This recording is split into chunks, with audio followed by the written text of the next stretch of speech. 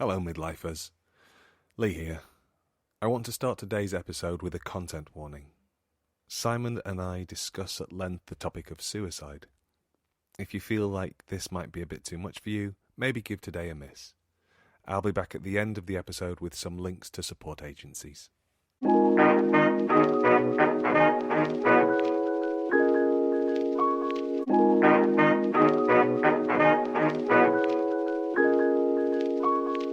How are you? I'm good actually. Thank you very much for asking. How are you? I'm all right. I've had a strange week. Yeah. Do you want to switch the camera off so you can talk about it? I can't talk about it without... are we just going to go into this? Yeah, I think so. Let's try.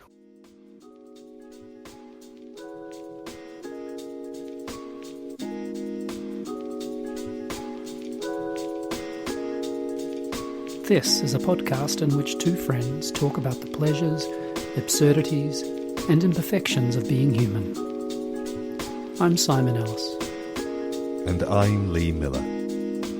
Welcome to Midlifing.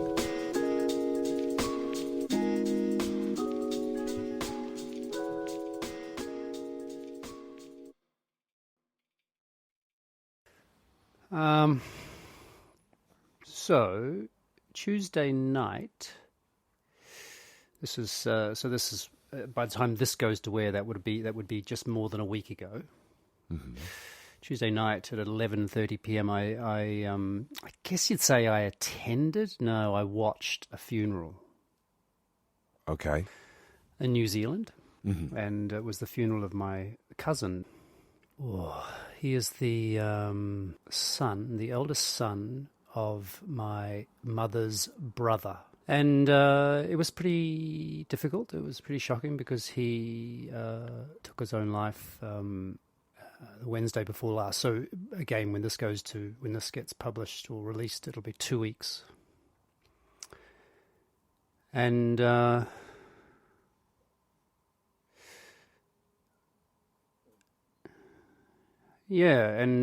guess I was. It was so shocking. It was, and then something happened in the funeral, and there was also something weird about it as well because there were many people there that were also at my mother's funeral, and so it was like I was being a little bit like, oh wow, the last time I saw you, you were sitting at a different funeral. Of course, all things had gone on in their lives in between then and now, and it occurred to me that, you know, we hadn't seen each other for a long time. We had a really good conversation at my mother's funeral after the thing. But I had no idea that he suffered from depression. And his wife said something at the funeral, which I just thought was just extraordinarily brave, really. But she just said, don't be angry at him. And to know that he fought this depression profoundly, and that, in some respect, the depression won this time, you might say. But she then said, please talk, meaning, if this is going on for you, please find ways to talk. And it really hit me. And there are two other parts to the story, which are one of which I don't think you will know, and that is, when my father was dying, his eldest brother came to visit. His name was Tom. And he told us all that their mother had suicided. So my father's mother. And this was news to our family. And Dad was very sick, and he said he wasn't talking so well at this stage, and he just said he could never talk about it. He told Mum years after they were married, and he said just the shame and the guilt. He felt guilty. She died when he was a 15-year-old, and that he felt guilt. And so and then there's the other part, which is just the most terrible part of it, which is my cousin's younger brother. He suicided perhaps 26 years ago. So his brother also took his own life. And this is not easy. of course, I feel tremendous sadness and shock, but also it's just something I don't have any skill at talking about, and I just thought it seemed like, I wonder what it would be like for us to try and not understand, but at least have some conversation about depression and I guess more or less suicide. But so yeah. Yeah. So, in about 1,000 different ways, I feel ill-equipped to have this conversation. Same. But I suppose the first thing that occurred to me as you were telling the story. So I suppose, is this your way of trying to honour your cousin and his wife? Wow, I don't even know.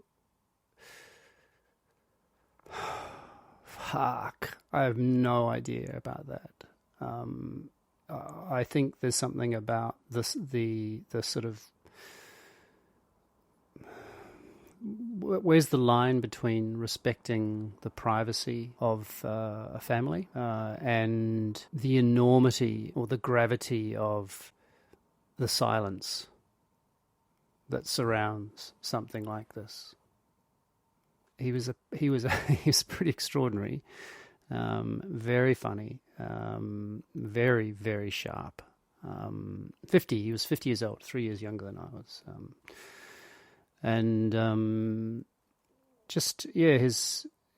His way with people, and his also kind of a knack for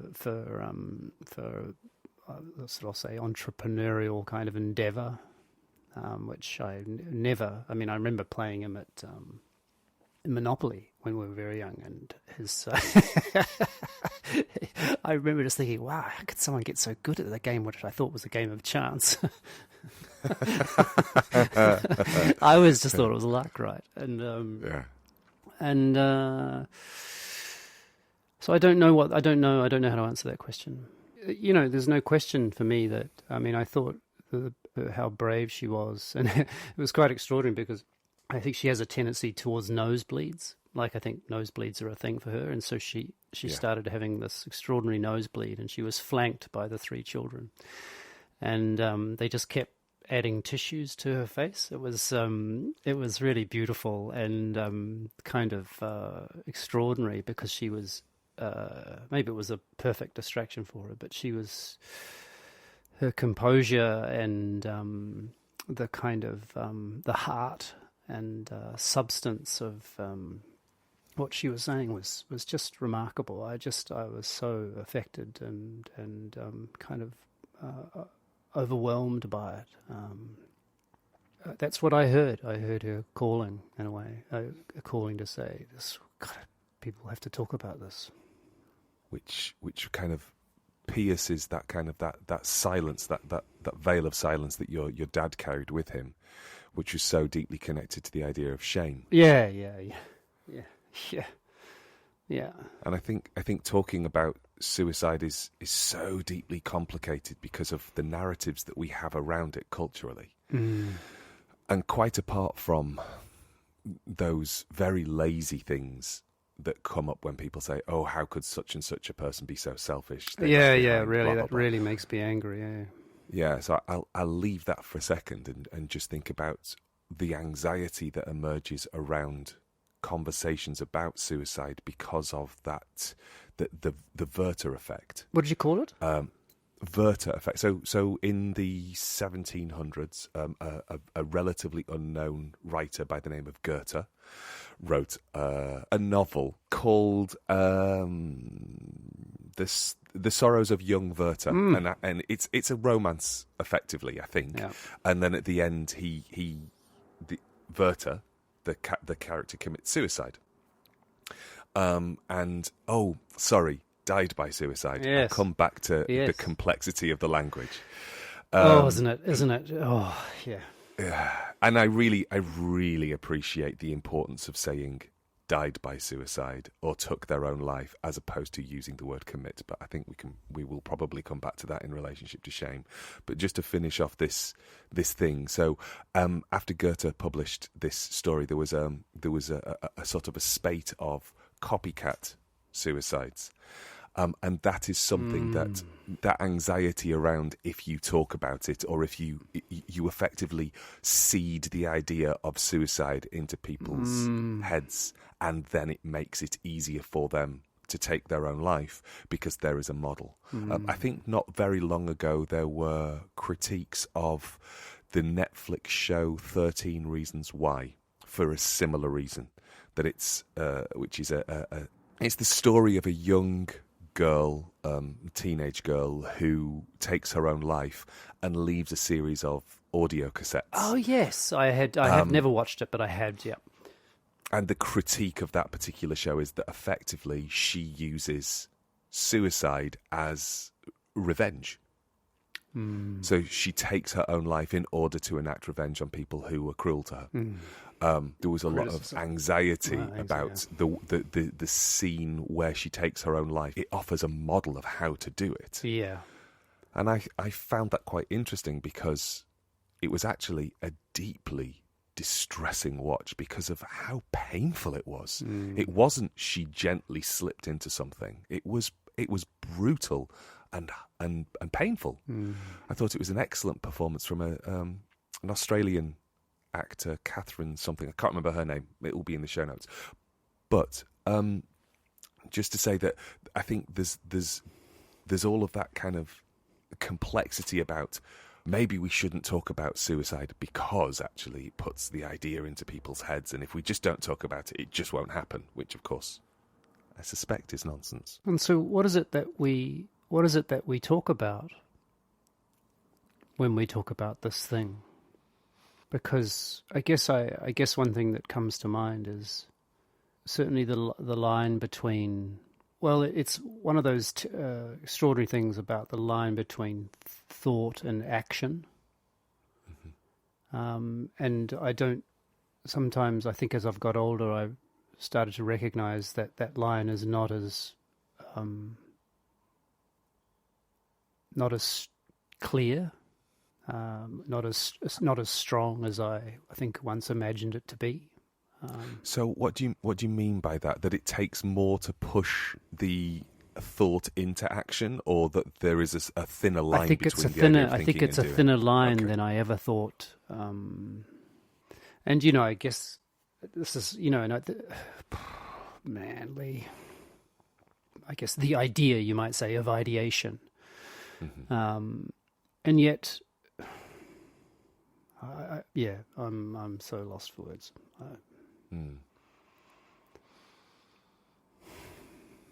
It's hard to know what to talk about because there's sort of two ways into the rest of this conversation. One is that we jump into statistics. Sure. And we start to talk about the fact that, that particularly in men, particularly in middle-aged men, suicide rates are exponentially higher than they are in women. Yeah, it's 3 to 4 times. So that's one way that we talk about. We come into the topic, and the other way is anecdotally, where we talk about people that we know, and then that one feels, both of these feel really odd because the idea of talking about statistics feels cold and curiously, this is not a statistics podcast. No, we're not the right hosts for that, are we? No. Yeah, and also I think the other thing about that is I'm not so interested in making this about me, and I know that's odd given given this podcast, right? But it's it's not. I'm not seeking something from you. I'm not. No, I'm really not. That's for something outside of this this conversation. Another time with different people. But So there's something about, well, even just trying to, to try to talk about depression, and it's or maybe it's just enough to struggle. Yeah. So what is it that you think? What is it that you think stops a human being from? I'm just going to say asking for help. I don't know what other people. I can only What answer stops that question. you from asking? Yeah, I was going to say for help? I will answer explicitly from my own perspective rather than from trying to extrapolate or guess. I won't ask for help because I don't want to be a burden. Oh, Not because I think somebody will refuse, but because of how, and it's not even that I feel that I will be emasculated or brought low in some way. It's just I don't want to be annoying. That's why I won't ask for help. oh, it's terrible, isn't it? And it doesn't make any sense, really, because... And I mean this in, like, really mundane things, like, will you help me move house? Help, yeah? Yeah, Like, yeah, just starting yeah, at the at the most basic. Yeah. Can you possibly help me move this weekend? Yeah. If somebody asks me that and I am free, I will say, yeah, of course I can, because that it's not going to be fun, but it will be fun. If that makes sense. Yeah. And so I don't think that I am a more generous or kind person than anybody else in the world. So if I don't find being asked for things a burden, why do I think that the person that I might ask somebody Would for something think that. Yeah. So that's almost a version of yourself, which is to see yourself as less than another. Yeah, I guess so. That you're not as I'm going to say worthy of help. It's not quite right. Why? What has stopped you asking for help? I found that really. I'll answer, but I just found that really. I found that very difficult when you said, "I don't want to be a burden." That really knocked me around. What stops me? I think it's pretty much a similar kind of thing, but also a sense that I'm okay, or let's say I will be okay.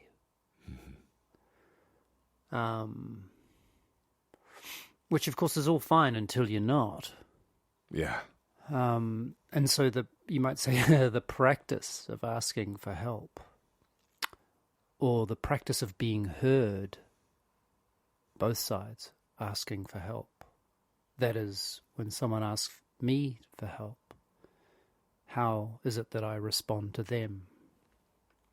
And I guess I from the perspective of men, those two conditions of being seen to be needing help, to be needing help, and being asked to help, they seem like outliers in terms of the kinds of mechanisms and patterns and sort of tropes of growing up that I experienced. They seem like they're right on they were not things that we talked about at all. Maybe in the context of schoolwork, like a very dear friend, Mark, I said, could you help me with this chemistry? Because I just didn't know what the fuck was going on. He was really good at helping me with my chemistry. Yeah. I think the way we socialise boys is not one of support quite often. Or it certainly wasn't from... That's my experience of being socialised. There we go. Was not one of being helped. So there would be a sense of competition. And I think we've talked about this, that you have kind of a physical adeptness, that you are useful physically. You can do things with your body. Your body obeys requests of it. That's a strange way of putting it, but yeah, I know what you mean. So if you give it a new job to do, I remember when we went water skiing together. And I just remember the frustration that you experienced with it, Yeah. like that you didn't immediately I know. take to it. I know. And you were quite cross. Yeah, so which is- frustrating. I sadly don't have a video to share with everybody of that particular won't be in water the show skiing notes. experience. But I can share a video of me water skiing, if that's any use. Is that with with the little short togs on, and with one arm in the air and holding a flag between your teeth? No, because it was in England, and so it was with a very thick wetsuit on. 7 mil. You could actually. It was amazing. You could actually put your arms in front of you. That's how thick. Yeah, exactly. But seeing seeing that moment, even though we were being, I seem to remember we were being schooled by multiple people on that boat. Yeah, just the driver and Michael, I think, were. So Michael had taken us, but I'm trying to remember, was it Michael's father-in-law, or was it Michael's father-in-law's friend who took us? I think it was the friend. I think it was, and he's a really, really a really good water skier, and also I thought quite a good teacher. Yeah.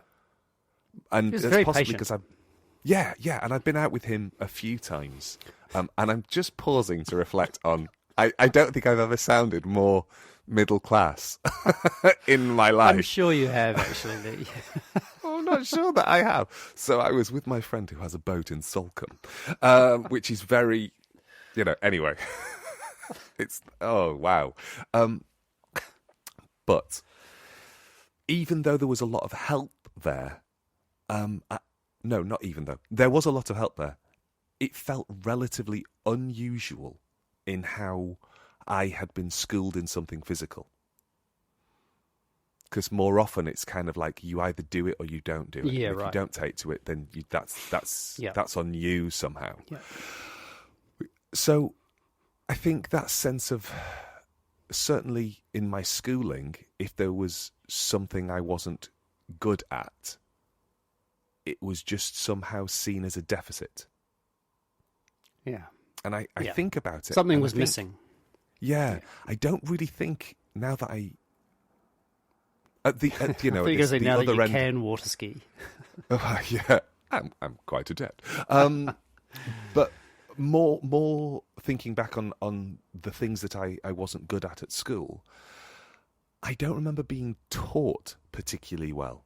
It was almost as if the people who were good floated to the top. Sure. It was like being sorted based on aptitude.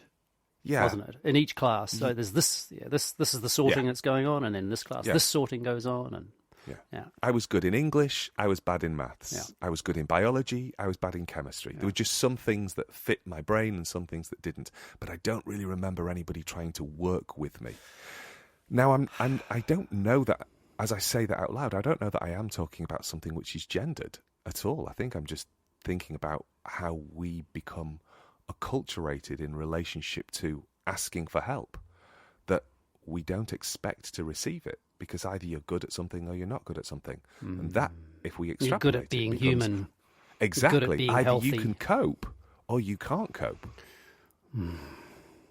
And therefore, the not being able to cope becomes a flaw in your personality, a deficit that, well, there's nothing you can do about that. You're just broken, which, of course, is so not true or fair. I think I'm thinking about the flip side, which is, well, say if we're able to go, each of us, listeners, you and me, are able to go, I need help here. I need help with this situation. It's and the situation might be serious or it might be relatively mundane, but let's say that that's possible. And then I guess I'm also thinking about, which I just mentioned before, which is, well, how is it that I hear being asked, or perhaps even more saliently, how is it that I hear the trappings of a question, or the beginnings of a question, or the possibility that the question, someone is wanting to ask for help but is not able to? How is it that I make myself available to that person or to those people? But yeah, I guess I have so many dear friends, and all around the world really, and And yeah, just if you're listening, just yeah, I'm here.